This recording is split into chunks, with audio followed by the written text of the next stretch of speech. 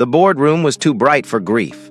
White light bounced off chrome, off glass, off polished shoes that never touched puddles. At the end of the long table, Claire Sterling stood with her palms pressed to the wood, steady, composed, impossible to read. "If this seat requires me to deny a decent man," her voice didn't shake, but her eyes did, "then I don't need it." Across from her, Richard Wexler leaned back as if disappointment were a luxury he could afford. "Claire," he said calmly, "you're being emotional." She inhaled once, slow, controlled, like she was measuring the air before she let it go forever. "I'm being human." Outside, beyond the floor-to-ceiling windows, Greyhaven City wore its usual weather. Rain like a curtain, the skyline blurred like something half-remembered. And somewhere far below that tower, because at the edge of a school parking lot, Malcolm Reed stood under the same rain with his jacket pulled tight around a small backpack that didn't belong to him. A child's backpack, a child's whole world. His phone vibrated in his palm. A message glowed on the screen. "Night Bloom Deliveries. We're terminating your contract effective immediately." His throat tightened like a fist. Then he looked up and saw her. Claire Sterling, the woman whose name lived on billboards and business pages, standing at the gate of Ridgeway Elementary, her hair damp, her coat plain, her hands empty except for a bouquet of sunflowers that looked too bright to be real in Greyhaven's rain. Malcolm's mind offered one thought, sharp as a warning: this can't be happening. And to understand why it was happening, why a CEO had walked away from an empire, why a black single father had lost everything because of a photograph. We have to return to the night it all began, to the hotel hallway that smelled like carpet cleaner and expensive silence, to the sound of rain on glass, to a door number, 1809. Malcolm Reed didn't dream big anymore. Dreams were dangerous when you had someone depending on you. He lived in a second-floor apartment over a closed-down bakery where the old sign still said, "Fresh Daily," though nothing had been fresh there for years. The staircase creaked like it was tired, too. The heat worked only when it felt like it, and the walls were thin enough that Malcolm could hear his neighbor's late-night TV, the laugh track spilling through plaster like fake warmth. But when he opened his apartment door, he always lowered his shoulders, always softened. And because inside was Nora, 8 years old, small but stubborn. The kind of kid who didn't ask for much out loud, but whose eyes noticed everything. She had a quiet talent for drawing and a habit of sitting on the floor with her sketchbook open, tongue caught lightly between her teeth as if art required total concentration. Some kids drew castles and dragons. Nora drew details. The way her dad's hands looked when he tied his work boots. The shape of raindrops on the window, the empty space on the couch where her mother used to sit. Malcolm tried not to look at that empty space. Sometimes, late at night after Nora fell asleep, he'd stand in the kitchen with the lights off and his phone in his hand, scrolling past old photos he couldn't delete. Her mother, Elena, had smiled like the world was forgiving, and then the world stopped being. Malcolm didn't talk about it much, not because he didn't feel it. He felt it all the time, but because grief was a heavy thing to hand to a child. Nora already carried too much, so Malcolm worked. During the day, he did odd jobs, unloading shipments, painting fences, fixing broken stair rails for landlords who didn't want to pay professionals. At night, he delivered flowers for Night Bloom Deliveries, driving a dented sedan through Greyhaven's rain, bringing love and apology and celebration to people who could afford all three. He didn't resent them, not exactly. But sometimes, standing on a rich person's doorstep with a bouquet that cost more than his week of groceries, he wondered what it felt like to live in a world where beauty wasn't rationed. The one thing he never rationed was love. Every morning, Malcolm woke Nora with the same routine: gentle knock on her door, a quiet song hummed under his breath, and a small joke that made her groan and smile at the same time. "Rise and shine, Miss Artist," he'd say. "Greyhaven's waiting to be impressed."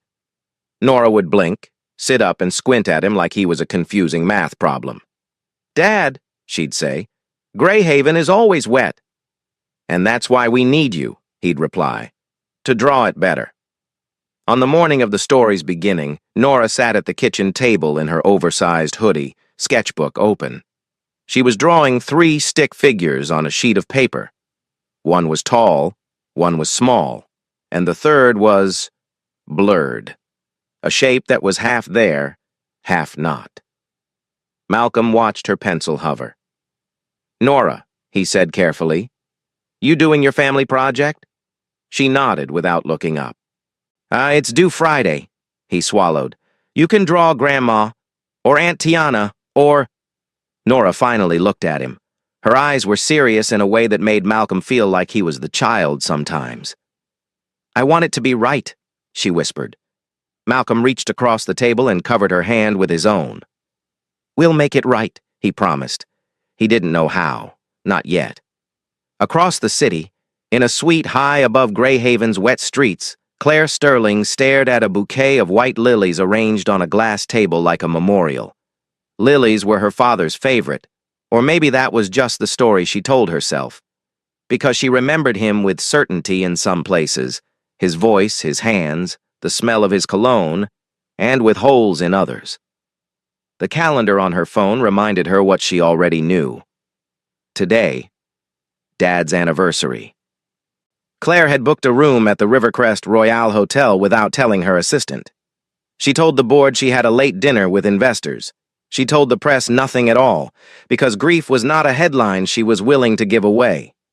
Outside, rain beat against the windows like impatience. Inside, the room was immaculate, untouched, designed for people who didn't spill. Claire sat in a chair by the window and felt the loneliness inside her like expensive furniture, polished, heavy, hard to move. Her success was real. Her power was measurable. Her image was protected by teams of professionals. But in the quiet, when no one was watching, she was just a woman whose father was gone, and whose life felt like a hallway full of doors that never opened. And the night Malcolm knocked on the wrong door began like every other night, with rain. Greyhaven didn't rain politely. It rained like it had something to prove. Malcolm's wipers squeaked across his windshield, struggling to clear a view of the city's smeared lights. On the passenger seat, a bouquet was secured with a seatbelt like a precious passenger. White lilies, wrapped in pale paper with a silver ribbon. A note was attached in elegant handwriting. For Claire Sterling. Malcolm glanced at the delivery instructions on his phone. Rivercrest Royale Hotel, room 1819. Deliver ASAP. He sighed. Room service deliveries for the wealthy were always urgent, always late night, always full of invisible expectations. He'd already done 3 drop-offs tonight. His gas gauge hovered near empty. His stomach, too. But Nora needed new sneakers soon. Her old ones were splitting at the sides.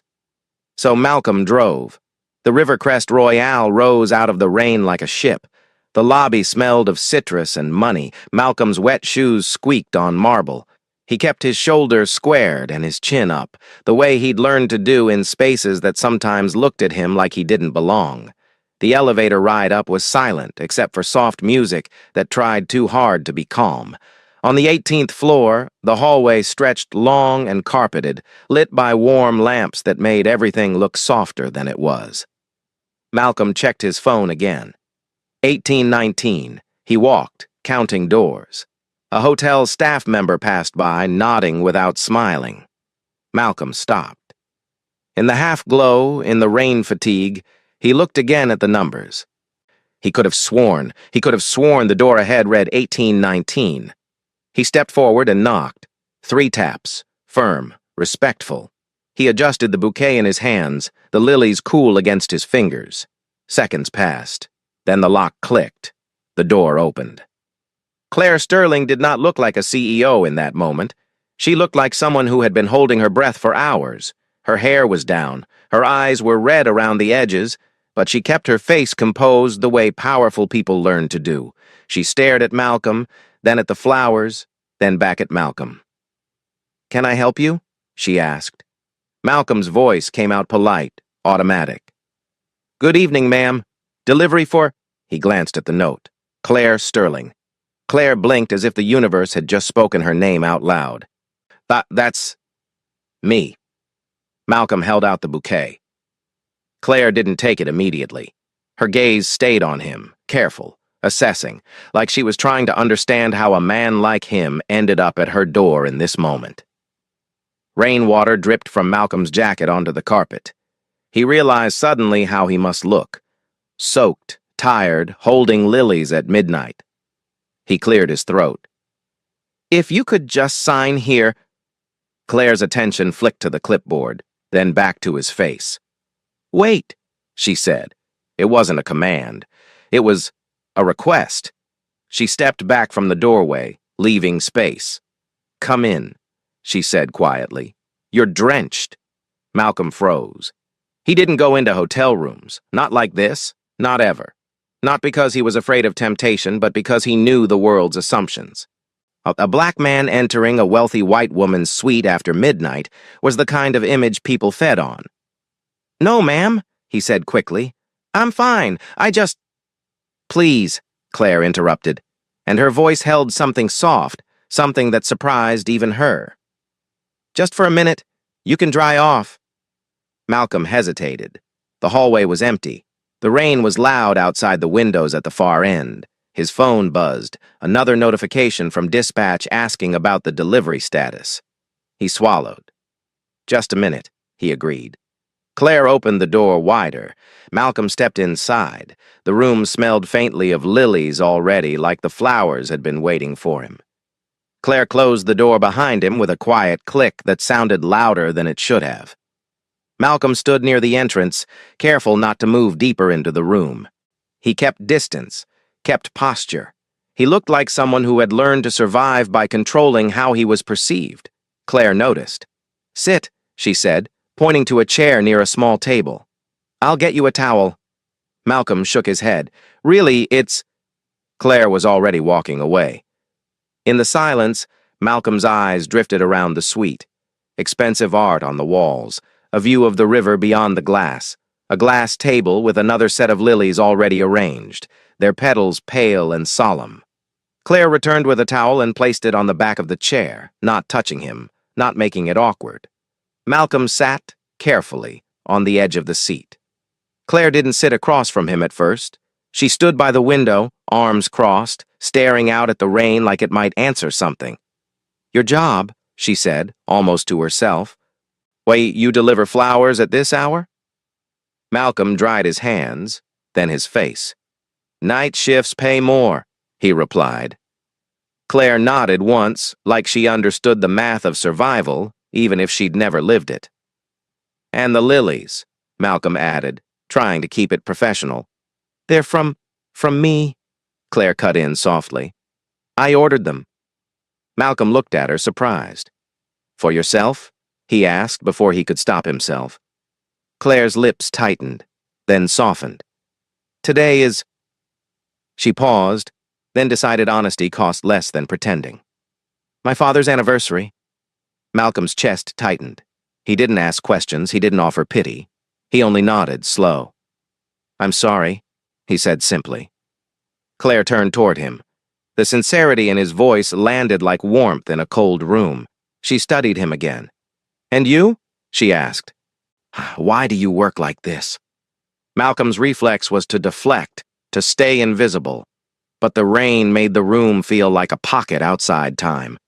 The lilies made it feel like grief had permission here. "My daughter," he said quietly. "Nora." Claire's eyes flickered. "She's 8, Malcolm continued. "She draws all the time, wants to be an artist, wants a lot of things I can't always give." He didn't mention Elena's name, didn't mention the hollow in the couch, but it sat behind his words like an unlit lamp. Claire's voice lowered. "Her mother?" Malcolm's grip tightened on the towel. "Gone," he said. The word was simple. The universe behind it wasn't. Claire's shoulders dropped a fraction, like she recognized that language. They fell silent. Two people in a luxury suite, separated by money and status, and yet connected by the same ache. The kind of ache that didn't care what your job title was. Claire poured water into 2 glasses from a bottle on the table. She brought one to Malcolm and placed it in front of him, again not touching him. Malcolm took it. "Thank you," he said. Claire sat down in the chair across from him, leaving space. They spoke then, not like strangers flirting, not like a scandal, but like 2 exhausted human beings who hadn't been allowed to be honest with anyone else. Malcolm told her how Nora slept with 1 foot sticking out of the blanket, like she was always ready to run. Claire told him how her father used to hum when he read the newspaper, and how the silence after he died felt like the world had stopped breathing. Malcolm laughed once, softly, at when Claire admitted she didn't know how to cook anything other than toast. "I can do toast," he said. Claire's mouth curved, almost surprised that she could still smile. Outside, the rain kept falling.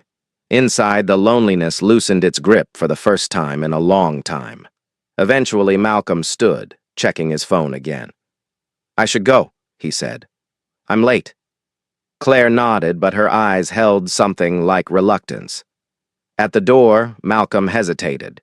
He looked down at the number on the suite door from the inside. 1809. His stomach dropped. He pulled out his phone, the delivery address. 1819.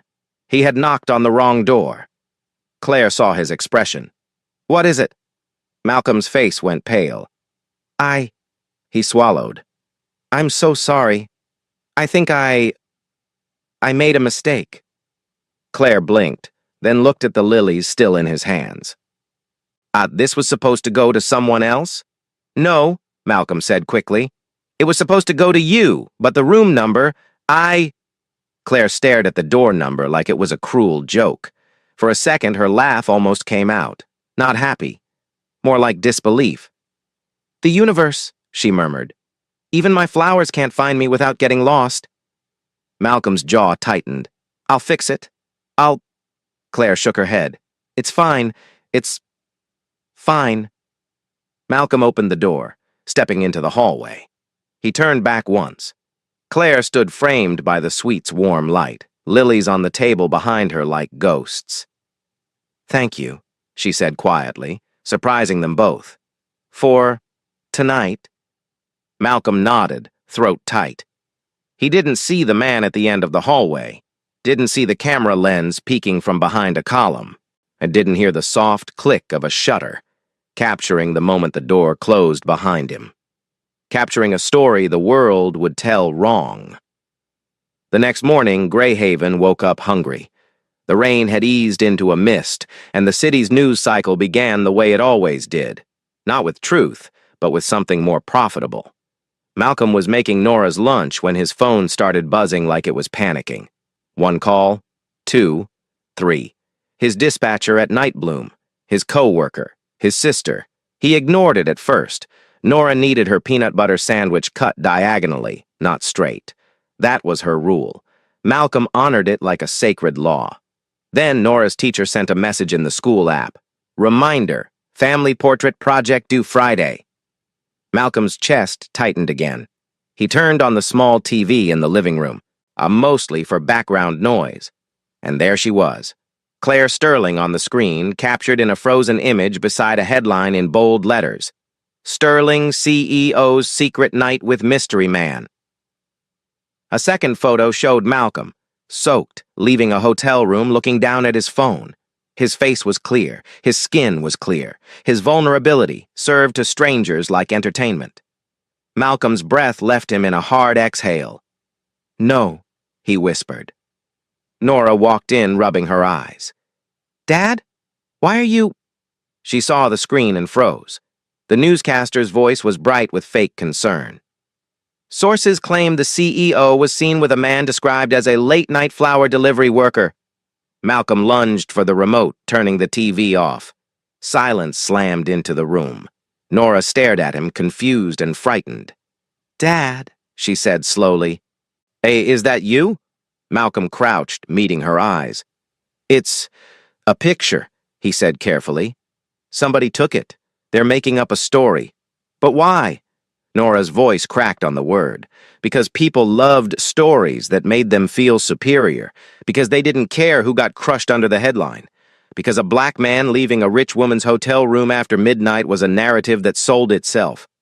Malcolm's jaw clenched. He pulled Nora into his arms. "Listen to me," he said, voice low. "You did nothing wrong. I did nothing wrong, okay?" Nora held him tightly, like she was trying to keep him from being pulled away by the world. "I don't like it," she whispered. "I know," Malcolm breathed. "I don't like it either." His phone buzzed again. He looked. "Night Bloom Deliveries. Call me. Now." In a conference room across town. Claire Sterling stared at the same headlines with her stomach twisting. Jonah Pierce, her assistant, looked like he hadn't slept. "They're calling it an affair," Jonah said. "They're running it everywhere. The stock—" Claire held up a hand. "Who is he?" she asked. Jonah hesitated. "We're looking into it." Claire's eyes narrowed. "No. Who is he?" Jonah swallowed. "Name's Malcolm Reed, delivery contractor. Single father from what we can tell." Single father. Claire's chest tightened. Not a mystery man, not a prop, not a villain in a tabloid story. A father. And because she had let him step inside her suite for warmth and water and human conversation, his life was about to be burned. Claire stood abruptly. "Get me his contact," she said. Jonah's eyes widened. "Claire, the board is calling an emergency meeting. Oh, they want you to issue a statement immediately. They want you to—" "To do what?" Claire snapped, and her voice carried the sharpness she used in negotiations. "Throw him to the wolves?" Jonah flinched. "They want you to deny everything and distance yourself. They want you to say you've never met him." Claire's throat tightened. Her mind flashed to Malcolm's hands, rough, tired, careful, to the way he said, "my daughter," like it was his whole religion. She exhaled. "I won't lie," she said. Jonah looked pained. "Claire, the board won't accept that." "Then they can accept my resignation," she said without thinking. The words hung in the air. Even Claire looked surprised by them, but deep down, something in her had already started shifting, like a door that had been locked for years, finally creaking open. But Night Bloom's office smelled like coffee and cheap air freshener. Malcolm sat across from a manager who wouldn't meet his eyes. The manager cleared his throat. "You understand, Malcolm? We have contracts, partnerships. Our reputation matters." Malcolm's hands were clasped tightly on his knees. "I didn't do anything," he said, voice steady. "I delivered flowers. That's it." The manager nodded as if agreeing, but his gaze stayed fixed on a paper in front of him like the truth was inconvenient. "Regardless," he said, "the client complained. People are asking questions. We can't afford—" Malcolm's jaw tightened. "Can't afford me," he corrected quietly. The manager's mouth twitched. "We're terminating your contract." Malcolm stared. He thought of Nora's sneakers, of the rent, and of the grocery list with milk circled twice because Nora drank it so fast. He swallowed hard. "You know this isn't fair," Malcolm said. The manager finally looked up, eyes tired and guilty. "This city doesn't run on fair," he said softly. "It runs on headlines." Malcolm stood. He didn't yell, didn't beg, didn't give anyone the satisfaction of watching him break. He walked out into the rain, like a man carrying an invisible weight. The days after that were a lesson in how fast a life could collapse. Malcolm applied everywhere: warehouses, stores, restaurants. Any job that didn't require credentials, he didn't have.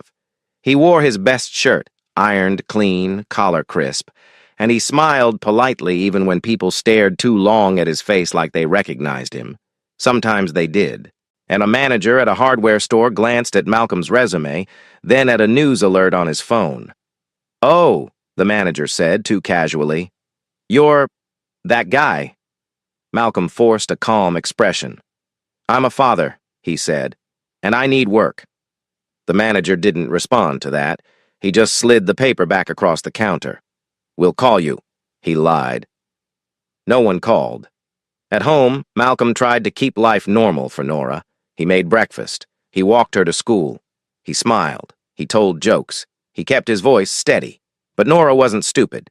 She noticed the unopened mail piling on the counter. She noticed Malcolm's phone calls that ended with silence. She noticed that her dad sat on the edge of the couch at night, staring at nothing, like he was listening for a sound that wouldn't come. One evening, Nora brought her sketchbook to him. "Dad," she said softly, "do you want to see what I drew?" Malcolm forced a smile. Always. Nora opened the sketchbook. It was the family portrait. 3 figures. A tall stick figure labeled Dad. A small one labeled Nora. And the third. This time it wasn't blurred. It was still unfinished, but the outline was there. Nora held the pencil like it weighed too much. "I don't know who to draw," she whispered. Malcolm's throat tightened. "Sweetheart," he said, reaching for her hand, "you don't have to." Nora shook her head. "I want to," she insisted. I don't want people to laugh." Malcolm pulled her into his arms again, holding her carefully. "No one gets to laugh at your family," he whispered fiercely. "No one." But he knew children could be cruel without understanding. And he knew the world could be cruel while understanding perfectly. Claire's world, meanwhile, was tightening around her like a noose made of silk. The board meeting was scheduled for 9 a.m. sharp. Claire sat at the long table while Richard Wexler spoke in a voice that sounded like policy, not morality. "This situation is unacceptable," Richard said. "You will release a statement denying any relationship. You will label him as a random service worker you encountered briefly. You will cut contact immediately." Claire's fingers curled under the table. "He's a person," she said. Richard's eyes sharpened. "He is a liability." The words hit Claire like a slap. Jonah sat beside her, tense. Another board member, a woman with a perfectly styled bob, tilted her head. "Claire," she said, "our brand is trust, integrity, a family values." Claire's lips almost smiled at the irony. "You want me to lie," she said, "and you're calling it integrity." Richard leaned forward. "We want you to survive this," he said. "If you insist on protecting him, the press will assume guilt. They will destroy you. And they will destroy the company." Claire's voice dropped. "You already destroyed him." Silence. Richard's expression didn't change. "Then let him be collateral," he said. "That's how business works." Claire's stomach turned. She thought of Malcolm in the rain, holding lilies like they were fragile. She imagined his child reading headlines. A heat rose in her chest. Anger, yes, but also shame. "I won't do it," she said. Richard's jaw tightened. "Then we will do it for you." The meeting ended with threat disguised as procedure. Claire walked out of the room, her heels clicking on marble, her face composed. But inside, something was breaking. She called Jonah. "Find out who leaked my hotel room number," she said. Jonah hesitated. "Claire, if you start digging, the board will—" "Let them," Claire said sharply. "I want the truth."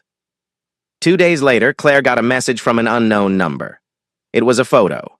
Nora standing at school pickup holding Malcolm's hand. The caption beneath it was not written, but implied. "We can reach him. We can reach her." Claire's blood ran cold. She stood in her office, staring at the screen, and realized this wasn't about scandal. This was about control. Claire tried to call Malcolm. The first time, it went to voicemail. The second time, it rang twice and then stopped. The third time, she got a text. "Please don't contact me again." Claire stared at the message until the words blurred. She typed, "I'm sorry. I didn't know this would happen. I want to help." A pause. Then Malcolm replied, "Help by staying away. My daughter doesn't deserve this." Claire's throat tightened. She understood. She hated it, but she understood. That night, Malcolm stood at his kitchen sink staring at the faucet like it might produce answers if he stared long enough. His sister, Tiana, sat at the table with her arms crossed. "You're telling me," Tiana said, voice tight, "you're just gonna let them bury you?" Malcolm exhaled slowly. "I'm not trying to win," he said. "I'm trying to keep Nora safe." Tiana leaned forward.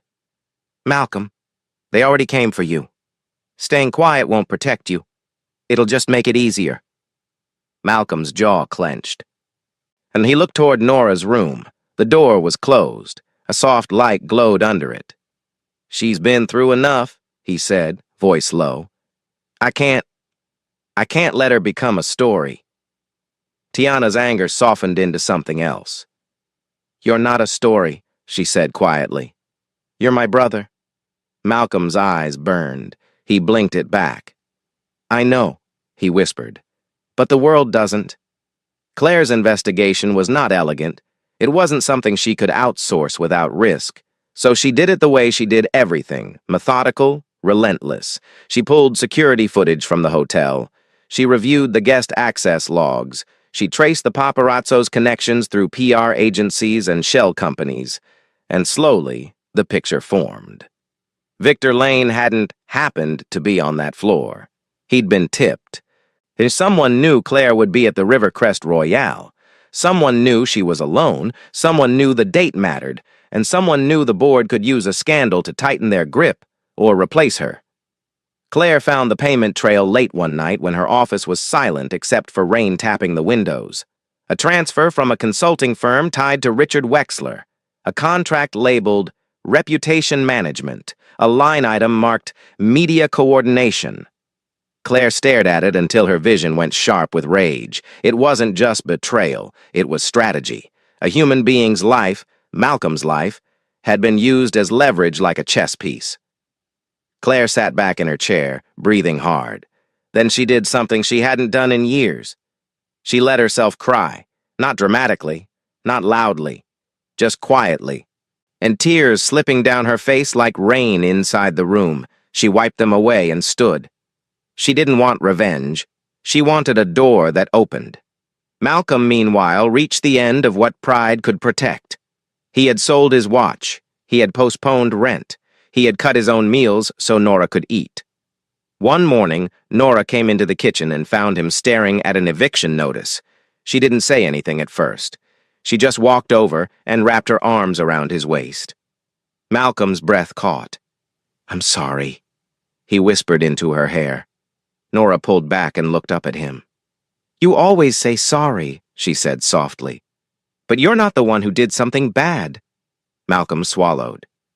People don't care, he said. People just watch. Nora's brow furrowed.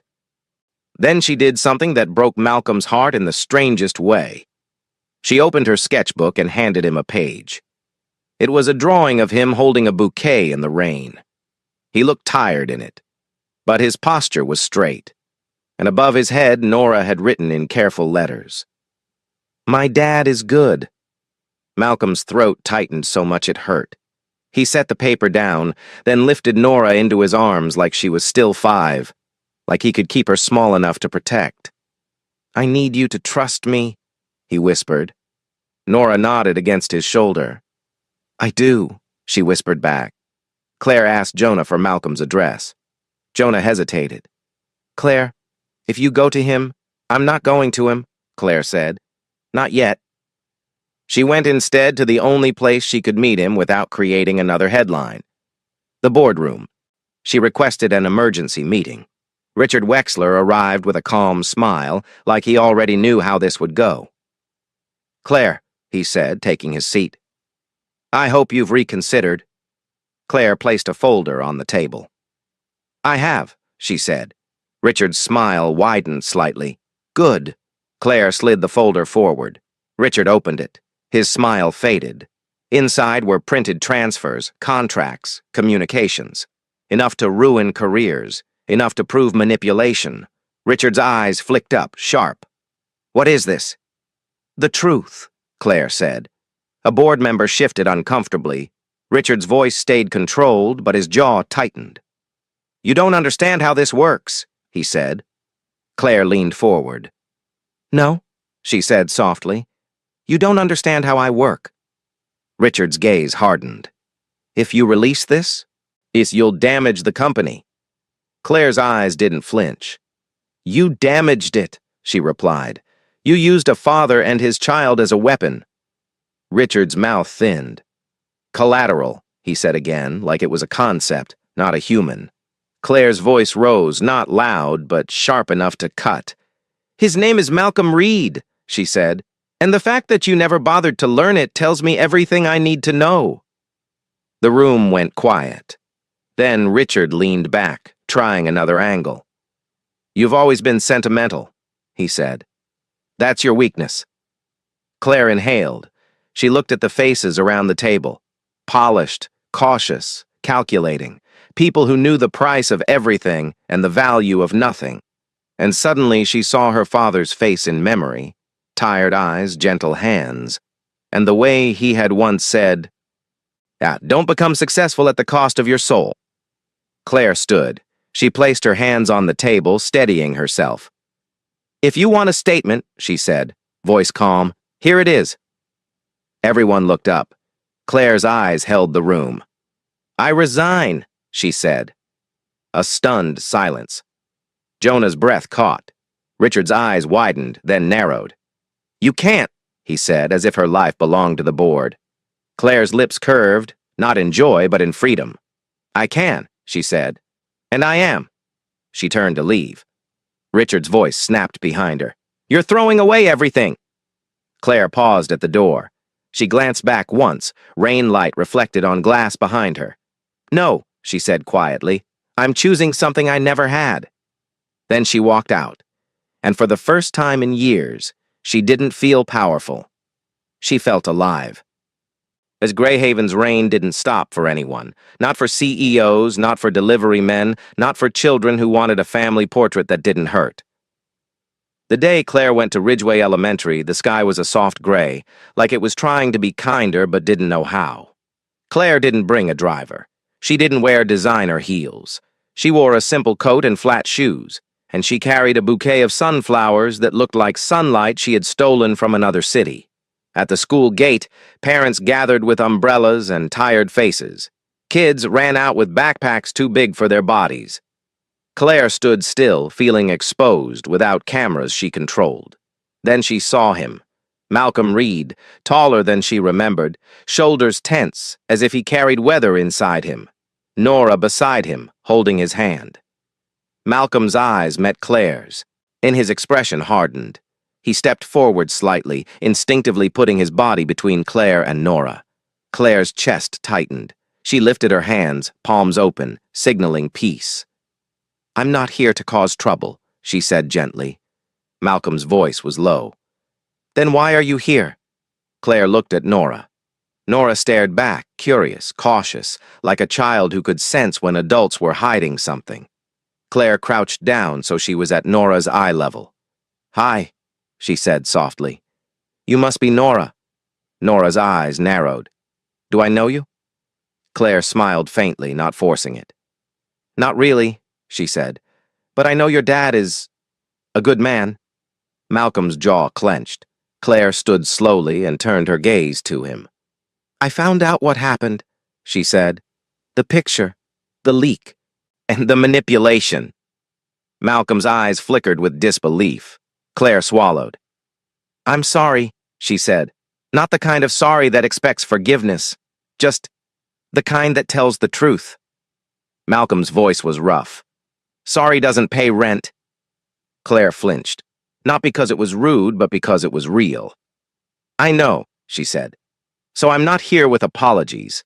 I'm here with choice. Malcolm studied her warily. Claire took a breath. I resigned, she said. Silence. Nora blinked. You quit your job? Claire's lips curved a little. Yes. Malcolm's eyes narrowed. Why? Claire looked at him with a steadiness she hadn't known she possessed. Because success without connection, she said softly, is just expensive loneliness. Malcolm's throat moved as he swallowed. And because, Claire continued, voice quieter, I couldn't live with myself if I let them destroy you and your daughter to protect an image. Malcolm's arms tightened around Nora's shoulder. I told you to stay away, he said. Claire nodded. I know, she said. And you were right. You were protecting her. She glanced down at Nora. Nora was watching them like she was reading a story. Claire slowly held out the bouquet of sunflowers, not to Malcolm, but to Nora. "I brought these for you," she said, "because your dad told me you draw. And sunflowers, they face the light." Nora hesitated. Then she reached out and took them carefully like they were fragile. "Thank you," Nora whispered. Malcolm's expression softened for just a second, then tightened again. "This doesn't fix anything," he said. Claire nodded again. "You're right," she said. "So let me ask you something." Malcolm. Not as Claire Sterling. Not as anyone on a headline. She took a breath. "As a woman who is tired of being alone." Malcolm's eyes held hers. Claire's voice shook slightly, but she didn't hide it. "Will you let me try," she whispered, "to build something real, with you, slowly, carefully, without cameras?" Malcolm stared at her. His pride wanted to say no. His fear wanted to say no. His love for Nora wanted to say no. But Nora, standing there with sunflowers in her hands, looked up at him and asked the simplest question in the world. "Dad, is she nice?" Malcolm's throat tightened.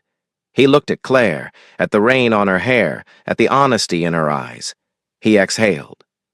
"I don't know," he said to Nora, "but she's trying." Claire nodded, eyes shining. "I am," she whispered. The first step wasn't romance. It was paperwork. Claire used what was left of her influence, not publicly, not loudly, but quietly, to connect Malcolm to legal support, to challenge the contract termination, to clear his name where it mattered. She didn't do it like a savior. She did it like a partner who understood that dignity mattered. Malcolm didn't accept pity, but he accepted fairness. And slowly the storm began to loosen. Nora stopped hearing whispers at school. Malcolm started receiving calls back. Not miracles, just small openings, like the world was reluctantly making space for truth. Claire rented a modest apartment in Greyhaven, down the street from Malcolm's building. She didn't tell anyone in the business pages. She didn't announce herself. She learned to live in rooms without echo. She learned to cook more than toast. And her first attempt at spaghetti was a disaster. Nora laughed so hard she spilled juice. Malcolm laughed too, and for the first time in weeks it didn't feel forced. The more time Claire spent with Malcolm and Nora, the more she realized something sharp and humbling. She had been surrounded by people her whole life and still starved for real connection. Malcolm, with far less, had built a home out of love and routine and quiet sacrifice. One night, Nora asked Claire to sit with her at the kitchen table. "I want to show you my project," Nora said. Malcolm stood at the sink pretending not to listen, but his attention was fully there. Nora opened her sketchbook, the family portrait. This time, there were 3 figures fully drawn: Dad, Nora, and a woman next to them, not labeled Mom, not replacing Elena, but written gently in Nora's child handwriting, Claire. Claire's breath caught. Nora looked up. "It's okay if you don't want to be in it," she said quickly. "I can erase you." Claire's eyes filled. "Oh, sweetheart," she whispered. "Don't erase me." Malcolm turned, watching. Claire placed a hand lightly on the table, careful, respectful. "If you want me," she said softly, "I'll be grateful." Nora smiled. "Okay?" Malcolm's chest tightened like something inside him was trying to protect itself from hope. Hope was dangerous, but Nora deserved dangerous things sometimes, like joy. The flower shop began as an idea Malcolm didn't want to say out loud, because ideas were expensive. But Claire heard it in the way he paused when he walked past empty storefronts. She heard it when he talked about flowers not like objects, but like messages. "People think flowers are just pretty," Malcolm said one evening as they sat by the window listening to rain. "But they're really language. You give someone flowers when you don't know what to say." Claire looked at him. "So what would you say if you could?" Malcolm's gaze drifted to Nora's sketchbook on the table. "I'd say," he whispered, "I'm still here." Claire nodded slowly. Then let's build a place that says that for other people too, she murmured. Malcolm frowned. How? Claire's mouth curved. Second chances, she said, and the name came like it had been waiting. Second Chance Blooms, a small shop on a corner street where the rainwater pooled in the gutter and the sun never quite stayed long, but people walked by anyway. They renovated it themselves. Malcolm painted the walls. Claire learned to sand wood without complaining. Nora made signs in colorful marker that said things like, "Welcome" and "Smile, you deserve it." The shop smelled like fresh stems and possibility. And on opening day, Nora hung a drawing behind the counter. A rainy city, a flower shop, 3 stick figures holding hands. Above them, she wrote, "Second chances are real." Malcolm stared at it longer than he meant to. Claire squeezed his hand, not possessive, not claiming, just present. "Thank you," Malcolm whispered, not sure who he was thanking. Claire, Nora, life, Elena's memory, God, maybe all of it. Claire's voice was quiet. "Thank you for letting me in." They didn't just sell flowers. They listened. A young mother came in with a toddler on her hip, eyes tired, not asking for the cheapest bouquet they had because she wanted to apologize to her own mother. A man came in wearing a uniform, hands shaking, asking for something not too romantic because he was bringing flowers to his brother's grave. An older woman came in every Friday to buy lilies and placed them on a bench by the river, saying nothing, just nodding at Malcolm like he understood. Malcolm did understand. Claire did too now. Together they started a small fund, quiet at first, then growing, helping single parents with school supplies, rent support, job leads, emergency groceries. They called it the Second Chance Fund. Malcolm insisted it be transparent. Claire insisted it be dignified. Nora insisted they make a jar on the counter that said, "If you need help, ask." No forms, no shame. Just a door that opened. The wedding happened in a small garden behind the shop. No reporters, no headlines, no performance. Just string lights, folding chairs, and a sky that, miraculously, held the rain back for a few hours like it respected the moment. Malcolm wore a simple suit that fit him like he belonged in joy. Claire wore a dress that wasn't about status. It was about softness. Nora walked down the aisle first, holding a small basket of petals, her face serious like she was performing an important job. She stopped at Malcolm, whispered, "Don't cry," then immediately started crying herself. Malcolm laughed through his tears and wiped hers with his thumb. "I'm trying," he whispered. "I'm trying too," Nora sniffed. When Claire stepped forward, Malcolm's breath caught.